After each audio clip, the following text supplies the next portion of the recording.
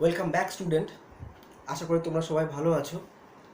আমরা লাস্ট ভিডিওতে আলোচনা করেছিলাম আয়োনাইজেশন এনার্জি বা আয়নীকরণ শক্তি এবং তার ডিটেল স্টাডি আমরা লাস্ট ক্লাসে করেছিলাম। আজকে আমরা যে পার্টটা স্টাডি করব, অর্থাৎ আমরা পিরিয়ডিক ট্রেন্ড পড়ছিলাম। আমাদের next periodic Trends and very important, যদিও একটু বলে রাখি এই ট্রেন্ডটা মাধ্যমিকের সিলেবাসের মধ্যে নেই, তাও এটার সঙ্গে আয়নীকরণ শক্তির একটা সম্পর্ক আছে এবং এটার সঙ্গে ইলেকট্রোনেগেটিভিটি একটা সম্পর্ক আছে। তাই এটাকে একটু পড়ে নেবো, সিলেবাসের মধ্যে না থাকলেও যেহেতু এইটা আমাদের আয়োনাইজেশন এনার্জি এবং ইলেকট্রোনেগেটিভিটির মধ্যে সম্পর্ক থাকাতে এটা একটু আমরা দেখে নেবো জিনিসটা কী বলছে। প্রথমেই বলে নিই, এইটা হচ্ছে একেবারে আয়নীকরণ শক্তি বা আয়োনাইজেশন এনার্জি ঠিক উল্টো প্রসেস। আমরা নিশ্চয়ই সবাই মনে আছে, আমরা যখন আয়নীকরণ শক্তি পড়েছি আমাদের 4th ভিডিওতে ইলাবোরেট ফর্মে, নতুন করে বলার কিচ্ছু নেই। সেখানে দেখেছিলাম যে একটা অ্যাটমকে রাখা হচ্ছে গ্যাসীয় অবস্থায়, মানে গ্যাসিয়াস কন্ডিশনে, আইসোলেটেড অবস্থায় বা বিচ্ছিন্ন অবস্থায়, এবং গ্রাউন্ড স্টেট কন্ডিশনে, মানে একটা বিচ্ছিন্ন ভূমিস্থ অবস্থায়। ওই অবস্থায় ওই পরমাণুর সর্ববহিস্থ কক্ষপথ থেকে একটা ইলেকট্রন বার করতে যে শক্তি দিতে হয় তাকে বলা হয় আয়নীকরণ শক্তি। আর এইটা হচ্ছে ঠিক তার উল্টো। কি সেটা একটু দেখে নাও। ঠিক একইভাবে একটা পরমাণু রয়েছে,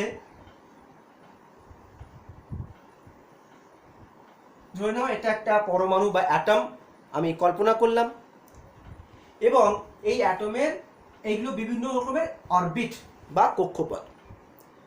এইবারে ইলেকট্রন অ্যাফিনিটির যে কনসেপ্ট, প্রথমে আমাকে কয়েকটি জিনিসকে স্থির করে নিতে হবে, অর্থাৎ অ্যাটমকে থাকতে হবে অবশ্যই গ্যাসিয়াস কন্ডিশন, মানে গ্যাসীয় অবস্থায়। দ্বিতীয় হচ্ছে অ্যাটমটাকে থাকতে হবে আইসোলেটেড, মানে বিচ্ছিন্ন অবস্থায়, এবং অবশ্যই অ্যাটমটাকে থাকতে হবে গ্রাউন্ড স্টেট, অর্থাৎ ভূমিস্থ অবস্থায়। অর্থাৎ যদি কোনো একটা অ্যাটম প্রাথমিকভাবে এই তিনটে কন্ডিশনটাকে ফলো আপ করে, সেমতো অবস্থায়, মানে এই তিনটে কন্ডিশনকে ফলো আপ করতেই হবে, এমতো অবস্থায় ওই পরমাণুর বাইরের কক্ষে বাইরে থেকে একটা ইলেকট্রন প্রবেশ করাতে হবে। যখন ওই অ্যাটমটা ওই সমস্ত কন্ডিশনটাকে ওবে করেছে, তখন ওই পরমাণুর সর্ববহিস্থ কক্ষপথ থেকে বাইরে থেকে একটা ইলেকট্রন প্রবেশ করালে ওই অ্যাটম বা পরমাণুটা যে এনার্জি রিলিজ করে বা এনার্জি ত্যাগ করে, সেই ত্যাগ করা বা রিলিজ করা যে শক্তি, সেই শক্তিকেই বলা হয় ওই পরমাণুর ইলেকট্রন অ্যাফিনিটি। তাহলে কি দাঁড়াচ্ছে, when an atom is present in the gaseous state or isolated condition and in ground state conditions, then if the extra outermost electron বা extra any foreign electron, if this electron is added to the valence shell of the atom, then the atom is released some amount of energy. So this released amount of energy is called electron affinity. আশা করি ব্যাপারটা বোঝাতে পারলাম। তো ডেফিনেশনের পার্সপেক্টিভে এটা বলতে গেলে এটা বলতেই পারি, it is the amount of energy release when an electron is added to the isolated gaseous atom when it is present in the ground state. এটা হচ্ছে ডেফিনেশনের পার্সপেক্টিভে এটার ব্যাপার। এইবারে আমরা চলে যাব যে এই ইলেকট্রন আসক্তি বা ইলেকট্রন অ্যাফিনিটির সম্বন্ধে কয়েকটা গুরুত্বপূর্ণ তথ্য বা সাম important points regarding electron affinity. তো আমরা ডেফিনেশনের পার্সপেক্টিভে যেটা শিখলাম বা জানলাম, প্রথম যেটা শিখলাম, অবভিয়াসলি ইলেকট্রন আসক্তি বা ইলেকট্রন অ্যাফিনিটি একটা এনার্জি। সো অবভিয়াসলি এটা একটা এনার্জি, এটা হচ্ছে অ্যাটমটা রিলিজ করছে। নাম্বার 2 যেটা জানবো, যেহেতু একটা এনার্জি তার একটা ইউনিট অবশ্যই থাকবে, একটা ইউনিট অবশ্যই আছে, সো ইট কন্টেন ইউনিট বা একক থাকবে, এবং এটার কিছু ইউজফুল ইউনিট যেমনটি আমাদের আয়নীকরণ শক্তির ক্ষেত্রে হয়, এখানেও ঠিক তাই হবে, অর্থাৎ ইলেকট্রোভোল্ট পার অ্যাটম একটা ইউজফুল ইউনিট, বা আমাদের জুল পার অ্যাটম বা kilojoule per atom. This are some important unit of electron affinity. Number 3 হচ্ছে, আমরা যখন আয়নীকরণ শক্তি পড়াই তোমাদেরকে একটা আইউপ্যাক কনভেনশন শিখিয়েছিলাম যে একটা সিস্টেম যদি শক্তি রিলিজ করে, এনার্জি রিলিজ করে বা শক্তি ত্যাগ করে, তখন তার মাইনাস হয়। আর যদি কোনো সিস্টেম এনার্জি গ্রহণ করে বা শক্তি অ্যাকসেপ্ট করে, তখন সেটা প্লাস হয়। তো আয়নিক ইলেকট্রন আসক্তি পড়তে গিয়ে দেখেছিলাম একটা এক্সট্রা ইলেকট্রন আমরা যোগ করছি একটা পরমাণু সর্বস্থ কক্ষপথে, এবং ওই পরমাণুটা কিছু পরিমাণ শক্তি ত্যাগ করছে। তার মানে যেহেতু পরমাণুটা শক্তি ত্যাগ করছে, তার মানে এটা অবশ্যই তার পরমাণু থেকে শক্তি বেরিয়ে যাচ্ছে, তার মানে এখানে নেগেটিভ হবে। তাহলে ইন জেনারেল ইলেকট্রন আসক্তি বা electron affinity in general negative হয়। কিন্তু there are some exceptions, there are some special conditions where electron affinity can be positive or even zero. So under specific condition, under specific condition it may be zero or even positive. তো সেগুলো কখন হবে এবং কেন হবে সেটা আমরা আলোচনা করব। সো যেহেতু ইলেকট্রন অ্যাফিনিটি জিরো হতে পারে, নেগেটিভ হতে পারে এবং পজিটিভ হতে পারে, so electron affinity are general endothermic or exothermic. তো এই রিয়াকশনসটা হতেই পারে এন্ডোথার্মিক অর এক্সোথার্মিক। ঠিক আছে, নেক্সট পয়েন্ট যেটা আমরা জানবো, এটা মুছলাম আমরা। ঠিক যেমনটি আমরা শিখেছিলাম আয়নীকরণ শক্তির ক্ষেত্রে বা আয়োনাইজেশন এনার্জির ক্ষেত্রে যে সাকসেসিভ আয়োনাইজেশনস আমরা শিখেছিলাম, নিশ্চয়ই তোমাদের মনে আছে, এখানেও কিন্তু তাই হবে। অর্থাৎ লেট এক্সাম্পল, অক্সিজেন একটা atom, gaseous condition, isolated condition and ground state conditions. এই অবস্থায় যদি এ একটা ইলেকট্রন অ্যাকসেপ্ট করে, it will transform to O minus, and এই অবস্থায় অক্সিজেনকে যে শক্তি রিলিজ করেছে সেটাকে বলছি আমরা ইএ। এটা বলা হয়নি 1, মানে অ্যাকচুয়ালি ইলেকট্রন আসক্তি বা ইলেকট্রন অ্যাফিনিটিকে আমরা ইএ দিয়ে এক্সপ্রেস করা হয়। এটা আমার প্রথমেই বলা উচিত ছিল, ইএ দিয়ে এক্সপ্রেস করা হয়। তো এটাই ধরলাম ইএ1, প্রথম ইলেকট্রন গ্রহণ করার জন্য বা অ্যাকসেপ্ট করার জন্য যে এনার্জি রিলিজ করেছে, দ্যাট ইজ ইএ1। ঠিক একইভাবে ও মাইনাস যদি আবার একটা ইলেকট্রন অ্যাকসেপ্ট করে, তো এটা হবে O2 মাইনাস, এবং এই অবস্থায় এটা হবে EA2। Now obviously this is called successive electron affinity. এই যে প্রসেসটাকে বলা হয় সাকসেসিভ ইলেকট্রন অ্যাফিনিটি।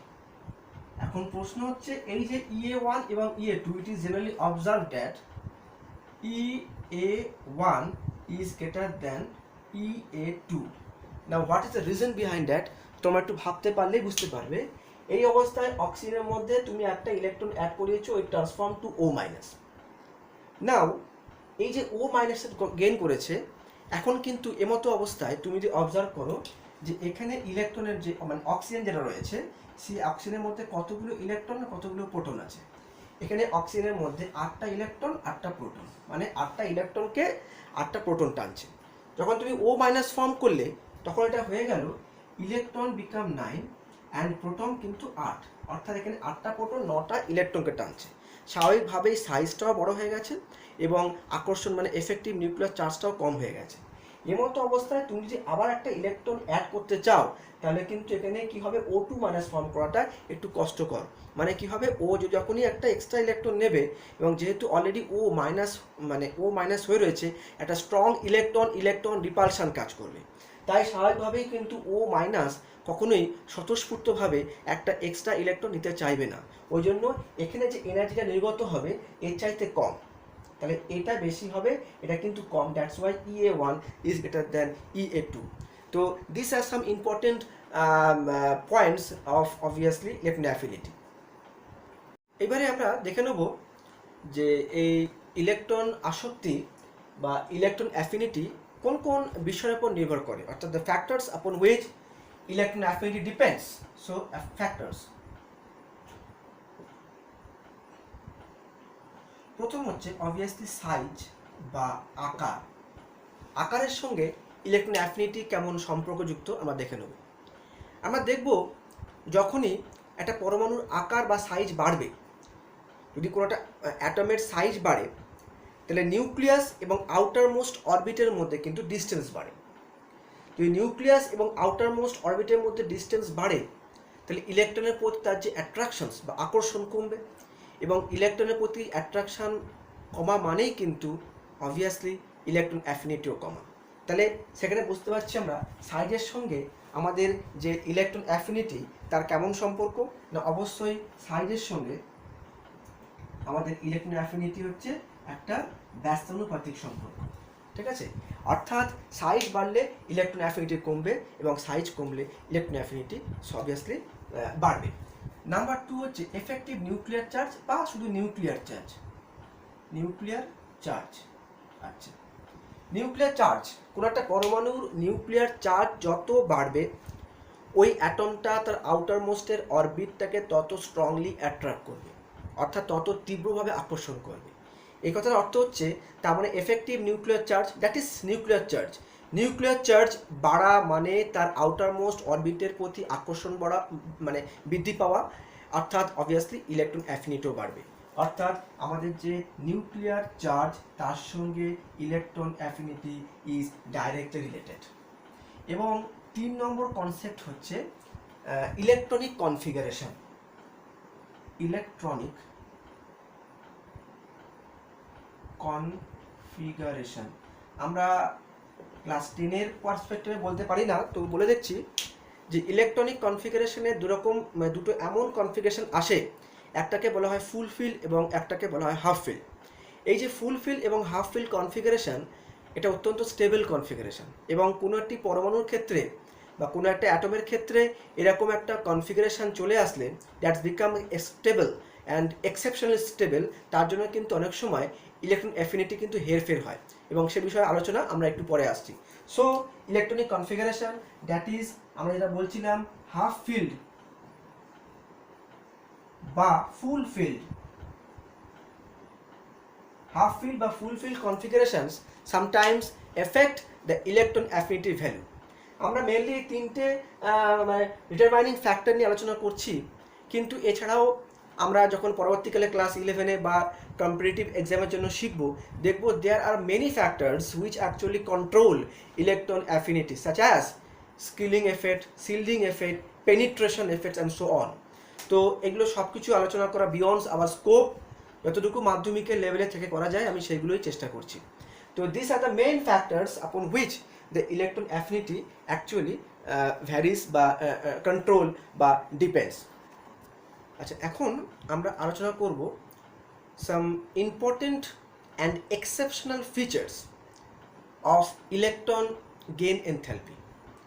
এই জায়গাটিতে আমরা কিছু এক্সেপশনাল জায়গা বা ফিচার্স আমরা শেখার চেষ্টা করব, এবং তারপরে পার্টেই আমি যাব পিরিয়ডিক ট্রেন্ডস, অর্থাৎ পর্যায়ক্রমে এটি কীভাবে পরিবর্তিত। আমরা দেখব যে ইলেকট্রন গেইন এনথালপি সর্বাধিক হয় বা সবথেকে বেশি হয় হ্যালোজেন মৌলগুলোর ক্ষেত্রে, অর্থাৎ যারা কিনা হ্যালোজেন রয়েছে, যারা হ্যালোজেন তাদের ইলেকট্রন অ্যাফিনিটি সবথেকে বেশি। তার কারণ আমরা মোটামুটি সবাই জানি, সবথেকে বেশি বলতে অবভিয়াসলি সবথেকে নেগেটিভ বেশি, মানে নেগেটিভ সবথেকে হাই, সবথেকে বেশি নেগেটিভ।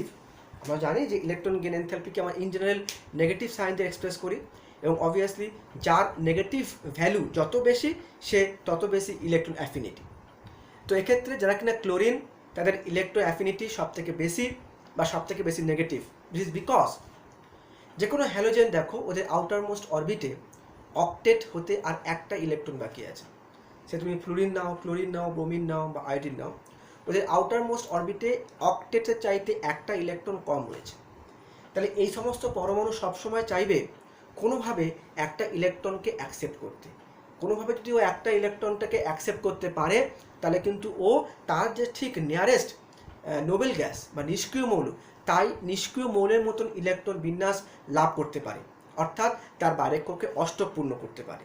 তাই অষ্টক পূর্তির জন্য সমস্ত হ্যালোজেন মৌলগুলোর ক্ষেত্রে বা সমস্ত হ্যালোজেন এলিমেন্টগুলোর ক্ষেত্রে electron affinity is negatively high. দ্বিতীয় বক্তব্য হচ্ছে যারা হচ্ছে অ্যালকালাইন আর্থ মেটাল, অর্থাৎ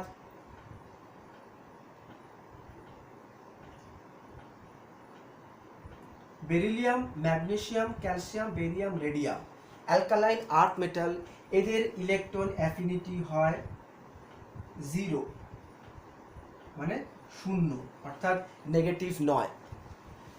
3 নম্বর হচ্ছে নাইট্রোজেন বা ফসফরাস, মেনলি এদেরও কিন্তু ইলেকট্রন অ্যাফিনিটি হয় 0 বা 0।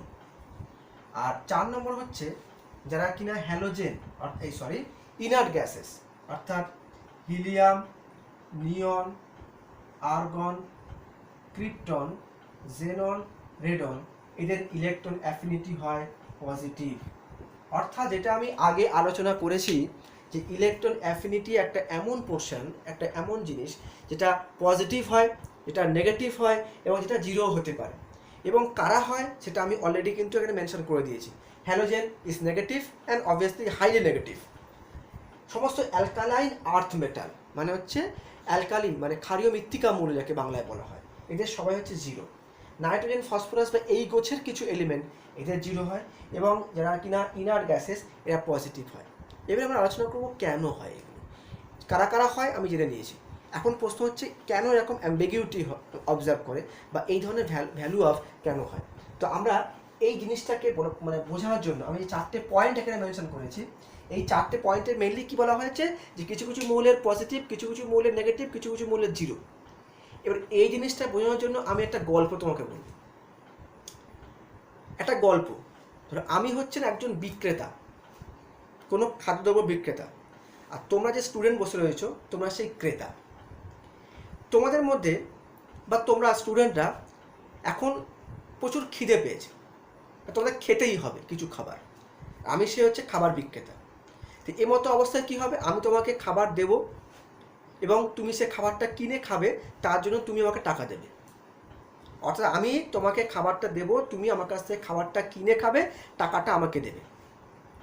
ফার্স্ট ক্রাইটেরিয়া, অর্থাৎ এই তুমি হচ্ছে প্রথম ক্রাইটেরিয়া হ্যালোজেন মৌল, অর্থাৎ হ্যালোজেনের খিদে আছে, একটা ইলেকট্রন অ্যাকসেপ্ট করতে হবে, বাইরে থেকে একটা ইলেকট্রন নিল, এবার নেওয়ার সঙ্গে সঙ্গে ও কিছু শক্তি দিয়ে দিল বাইরে, and obviously negative energy.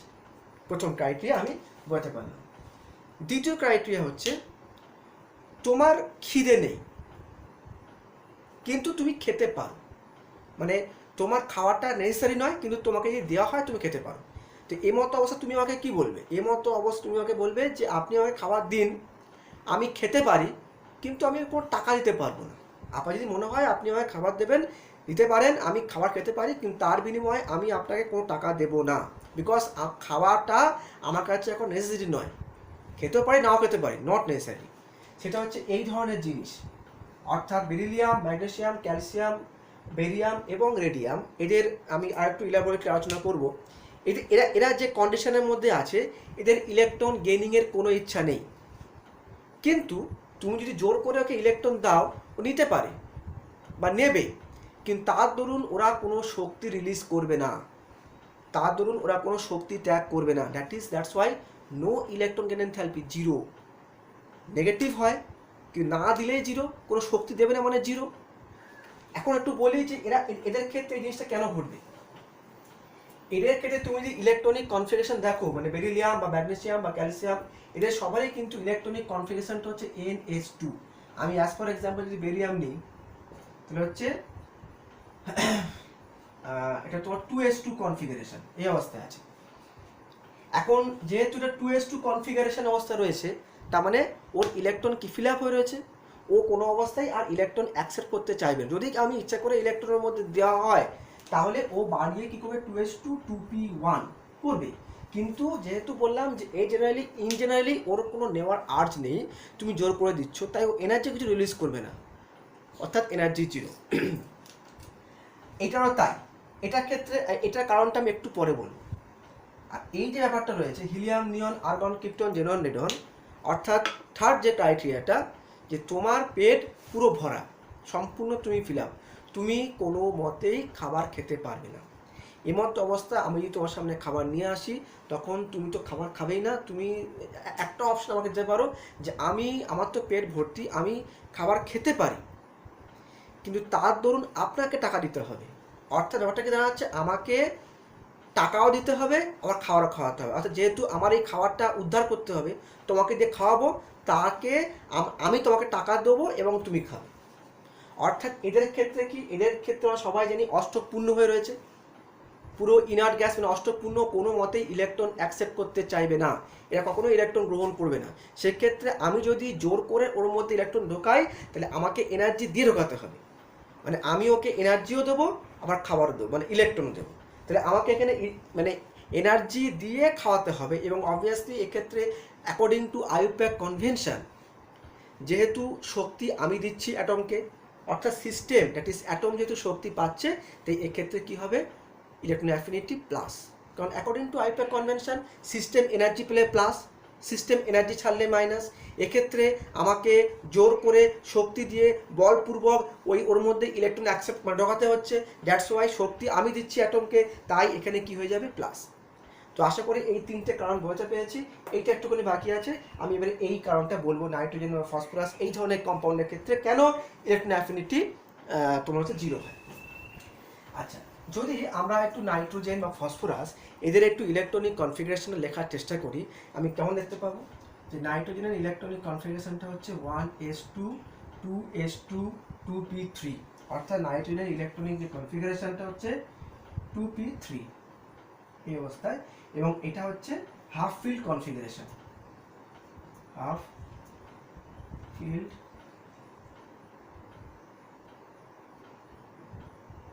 Field configuration আমরা সবাই জানি। এবং আগেই বলা হয়েছে যে হাফ ফিল্ড বা ফুল ফিল্ড ইলেকট্রনিক যদি কনফিগারেশন হয়, it is become exceptionally stable.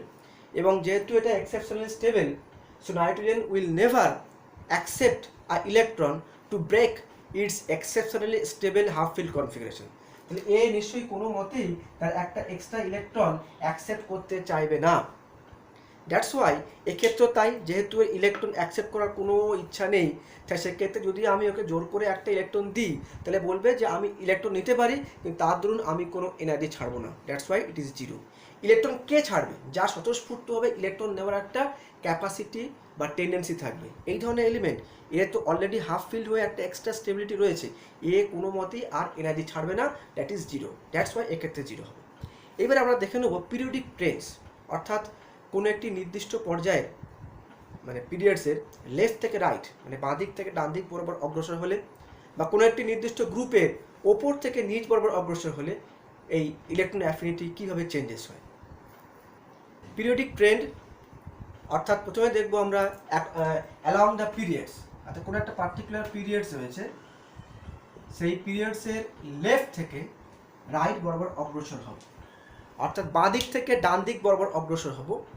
এবং এই বাঁ দিক থেকে ডান দিক বরাবর অগ্রসর হতে গেলে এদের ইলেকট্রন অ্যাফিনিটি কীভাবে পরিবর্তন হবে। আমরা সবাই জানি কোনো একটি নির্দিষ্ট পর্যায়ের বাঁ দিক থেকে ডান দিক বরাবর অগ্রসর হলে কোনো একটি অ্যাটম বা পরমাণুর সাইজ ক্রমশ ছোট হয়। যদি সাইজ বা আকার ছোট হয়, তাহলে নিউক্লিয়াস এবং আউটার মোস্ট অরবিটের মধ্যে দূরত্ব কমবে। যদি নিউক্লিয়াস এবং আউটার মোস্ট অরবিটের মধ্যে দূরত্ব কমে, তাহলে নিউক্লিয়াস তার বাইরের কক্ষের অরবিটকে বা বাইরের কক্ষকে বা বাইরের কক্ষের ইলেকট্রনকে খুব টাইটলি আকর্ষণ করবে। ফলে স্বাভাবিকভাবেই সাইজ কমা মানে আমরা শিখেছি ইলেকট্রন আসক্তি বৃদ্ধি পাওয়া, এবং সাইজ বাড়া মানে ইলেকট্রন আসক্তি কম পাওয়া। এখন যেহেতু কোনো একটি নির্দিষ্ট পর্যায়ে বাঁ দিক থেকে ডান দিক বরাবর অগ্রসর হলে সাইজ ছোট হয়, তার মানে স্বাভাবিকভাবেই ইলেকট্রন অ্যাফিনিটি বৃদ্ধি পাবে, অর্থাৎ বাঁ দিক থেকে ডান দিক বরাবর গেলে ইলেকট্রন অ্যাফিনিটি ইনক্রিজ করবে। তো আমি যদি একটা এক্সাম্পল হিসেবে নিই, লিথিয়াম মানে আমি পিরিয়ড 2টাকে অ্যাজ এক্সাম্পল নিচ্ছি, lithium, beryllium, boron, carbon, nitrogen, oxygen, fluorine, neon. So it is expected that যত আমি বাঁ দিক থেকে ডান দিক বরাবর অগ্রসর হচ্ছি, ততই ইলেকট্রন অ্যাফিনিটি কমবে, অর্থাৎ বাড়বে, ইনক্রিজ করবে, বাড়বে। তো ইট ইজ এক্সপেক্টেড দ্যাট এর অর্ডারটা হওয়া উচিত এইরকম, ইট ইজ এক্সপেক্টেড, কিন্তু অ্যাকচুয়ালি একটু অন্যরকম দেখতে পাই। নিয়ন আমরা যখন সাইজ পড়েছি, নিয়নের সাইজ কিন্তু অ্যাবনর্মালি একটু বেশি হয়। কেন? Due to van der Waals point of view. যেহেতু ইনার্ট গ্যাসেসগুলোর ভ্যান ডার ওয়াল ব্যাসার্ধ মাপি আমরা, তাই নিয়নের কিন্তু ব্যাসার্ধ স্বাভাবিকভাবেই বেশি হবে, এবং যদি আকার বড় হয় তাহলে কি হয়, ইলেকট্রন অ্যাফিনিটি কম হবে। তাহলে এটা কিন্তু সব থেকে বেশি হবে না, সব থেকে কম হবে। 1 নম্বর অ্যাম্বিগুইটি।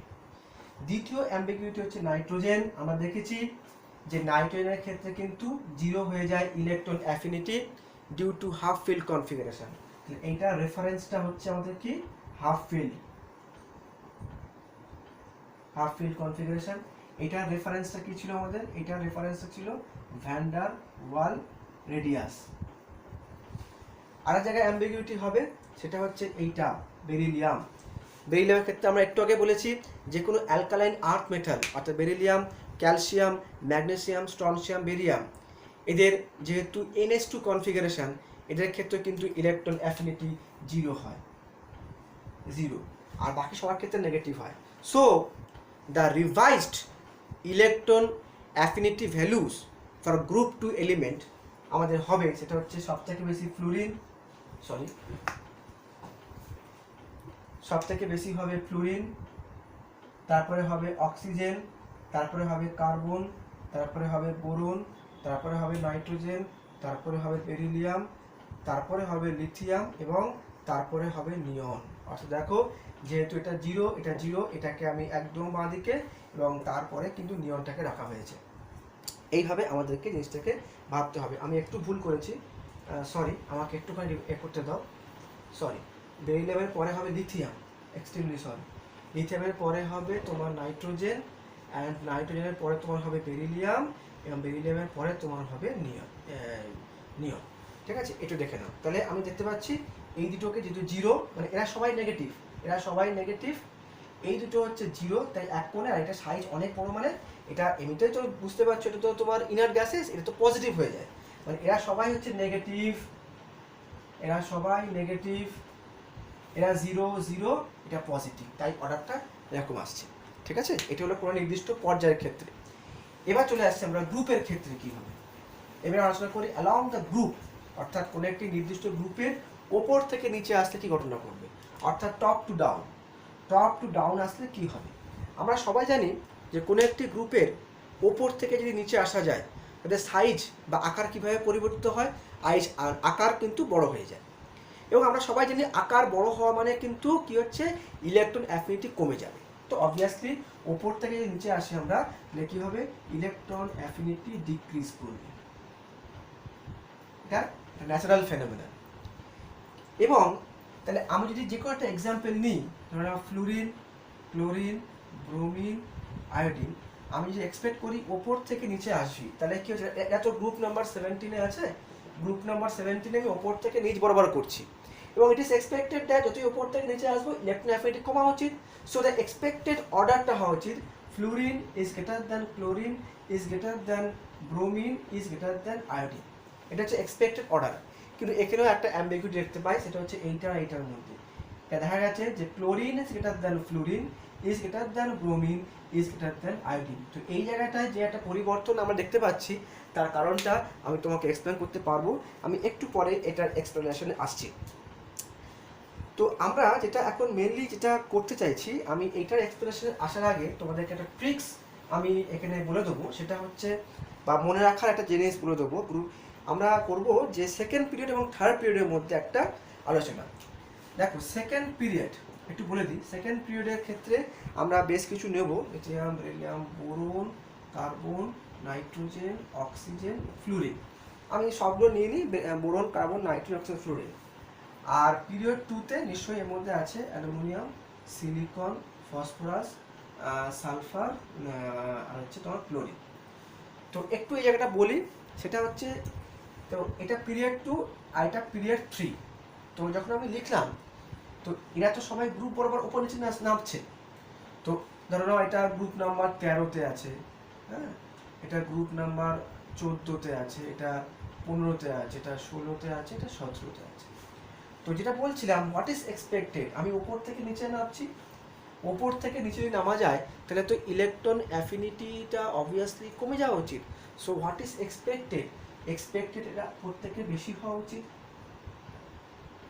এটা এক্সপেক্টেড, কিন্তু অ্যাকচুয়াল যেটা হয় ঠিক উল্টো, অর্থাৎ এই মুছে গিয়ে অ্যাকচুয়ালটা হবে এইটা, which is obviously an exceptional case. আমি যেটা আগে লিখেছিলাম যে অর্ডারটা দ্যাট ইজ অ্যাকচুয়াল অর্ডার হওয়া উচিত, অ্যাকচুয়াল বলতে নয় এক্সপেক্টেড অর্ডার, কিন্তু অ্যাকচুয়ালটা হচ্ছে এইটা, অর্থাৎ পিরিয়ড 3 এর প্রত্যেকটা এলিমেন্ট পিরিয়ড 2 এর প্রত্যেকটা এলিমেন্টের থেকে ইলেকট্রন অ্যাফিনিটি বেশি হয়। তার মধ্যে আমি এইটাকে শুধু এক্সপ্লেন করে দেবো, বাকিগুলো একই রকমভাবেই হবে। তো আমি প্রথমে একটা আলোচনা করছি the comparison between fluorine and chlorine. তো ওইটাকেই আমি আলোচনার জায়গাটা আনছি। তো আলোচনার জায়গাটা হচ্ছে ফ্লুরিন ভার্সেস ক্লোরিন। এটা কি আলোচনা না, আমি যেটা বলেছিলাম, it is expected that electron affinity of fluorine F should be greater than chlorine, but what actually happened is that the electron affinity of chlorine is greater than fluorine. তাহলে আমরা এটাকে লিখি যে electron affinity of fluorine should greater than chlorine, এটা হচ্ছে আমাদের expected, but in actually কি হয়, chlorine is greater than fluorine, এটা হচ্ছে actual। এখন প্রশ্নটা হচ্ছে কেন, তার কারণটা হচ্ছে দেখো, ইলেকট্রন অ্যাফিনিটি মানে কি? ইলেকট্রন অ্যাফিনিটি মানে দুটো জিনিস, একটা হচ্ছে tendency of attraction of electron, আর 2 নম্বর যে ইলেকট্রনটাকে ও টানলো তাকে তার নিজের আউটার মোস্ট অরবিটে অবস্থান দেওয়া। অ্যাকচুয়ালি আমরা এখন বলাটা ঠিক হচ্ছে না, কারণ আমরা এখনো ইলেকট্রোনেগেটিভিটি পড়িনি। ইলেকট্রোনেগেটিভিটি একটুখানি ধ্যান দিই, কারণ আমরা পরের স্টেপে ইলেকট্রোনেগেটিভিটি পড়ব। ইলেকট্রোনেগেটিভিটি মানে হচ্ছে the tendency of attraction of electron, it is not energy. But affinity কথাটা মানে কি দুটো অর্থ আছে। অ্যাফিনিটি মিনস, প্রথম বক্তব্য হচ্ছে the tendency of attraction of electron and as well as attracted ইলেকট্রনকে তার একটা আউটার মোস্ট অরবিটে স্থান দেওয়া, দুটো জিনিসের সংমিশ্রণে হচ্ছে ইলেকট্রন অ্যাফিনিটি। এখন যদি আমরা ইলেকট্রনকে টানার কথা ভাবি, যে কার ইলেকট্রন টানার ক্ষমতা বেশি, অবভিয়াসলি ফ্লুরিনের। ইলেকট্রনকে টানার ক্ষমতা ফ্লুরিনের বেশি, এ নিয়ে কোনো সন্দেহ নেই। কিন্তু শুধুমাত্র ইলেকট্রনকে টানলে হবে না, ইলেকট্রনকে তাকে আউটার মোস্ট অরবিটের জায়গা দিতে হবে। তো আমরা দেখলাম যে ইলেকট্রনকে টানার ক্ষমতা অবভিয়াসলি ক্লোরিনের চাইতে ফ্লুরিনের বেশি, কিন্তু টেনে রাখা ইলেকট্রনকে ফ্লুরিন তার আউটার মোস্ট অরবিটে জায়গা দিতে পারবে না due to absence of any vacant electron. যেহেতু ফ্লুরিনের কোনো ভ্যাকেন্ট অরবিটাল নেই, তাই যদি ও ইলেকট্রনকে টানেও তাহলে সেখানে একটা স্ট্রং ইলেকট্রন রিপালশন কাজ করবে। হোয়ারাইজ ফ্লুরিনের হয়তো ইলেকট্রনকে আকর্ষণ করার ক্ষমতা ফ্লুরিন চাইতে কম, কিন্তু যেহেতু ক্লোরিনের ভ্যাকেন্ট জায়গা আছে, ভ্যাকেন্ট অরবিটাল আছে, so it can easily accommodate the electron which is attracted by chlorine. That's why chlorine electron affinity বেশি। যদি না বুঝতে পারো, আমি একটা ছোট্ট একটা মজার এক্সাম্পল দিয়ে বলি, তাহলে জাস্ট একটা মজার মতন করে বলছি, ডোন্ট টেক ইট আদারওয়াইজ। ধরো তোমার দুজন বন্ধু আছে, আর তুমি বাইরে থেকে এসছো। তোমার একটা বন্ধুর একটাই বাড়ি, একটাই রুম, কিন্তু সেই বন্ধুর প্রতি প্রীতি অনেক বেশি। আর তোমার আর একটা বন্ধু যার 4 তলা বাড়ি, কিন্তু সে বন্ধুর যে টান বা প্রীতি কিন্তু ওই প্রথম বন্ধুর চাইতে কম। তুমি বলো তুমি কার বাড়িতে যাওয়াটা বেশি ফেভার করবে এই মতো অবস্থায়? কারণ তোমাকে থাকতে হবে, তুমি বাইরে থেকে এসে তোমাকে থাকতে হবে, তুমি অবভিয়াসলি সেকেন্ড বন্ধুর বাড়িতে যাবে, কারণ তোমার প্রথম বন্ধু যার তোমার প্রতি টান অনেক বেশি বা তোমাকে প্রচণ্ডভাবে সে স্নেহ করে, কিন্তু তা সত্ত্বেও তার ঘরে কিন্তু থাকতে পারবে না, বিকজ তার একটাই রুম। কিন্তু দ্বিতীয় বন্ধু, সেও তোমার বন্ধু, কিন্তু তার হয়তো সেই বন্ধুর প্রীতিটা আগের বন্ধুর হচ্ছে কম, কিন্তু তার অনেক 4 তলা বাড়ি, ফলে তুমি কিন্তু বিদেশ থেকে এসে অ্যাটলিস্ট তার একটা ঘরে থাকতে পারবে। তো অবভিয়াসলি তুমি প্রিফার করবে দ্বিতীয় বন্ধুর বাড়ি থাকার। এখানেও ঠিক তাই, ইলেকট্রন টানার যে ক্ষমতা ফ্লুরিনের বেশি ক্লোরিন চাইতে, কিন্তু ফ্লুরিনের ইলেকট্রন ধরে রাখার মতন জায়গা নেই, বিকজ ফ্লুরিনের কোনো ভ্যাকেন্ট অরবিটাল নেই, হোয়ারাস ক্লোরিনের আছে। ওই জন্য ক্লোরিনের ইলেকট্রন আসক্তি ফ্লুরিন চাইতে বেশি। আমি আশা করি তোমাদেরকে এটা বোঝাতে পেরেছি। তো এইটা হচ্ছে মোটামুটি ইলেকট্রন আসক্তি বা ইলেকট্রন নেগেটিভিটি সম্পর্কে একটা সংক্ষেপে আলোচনা।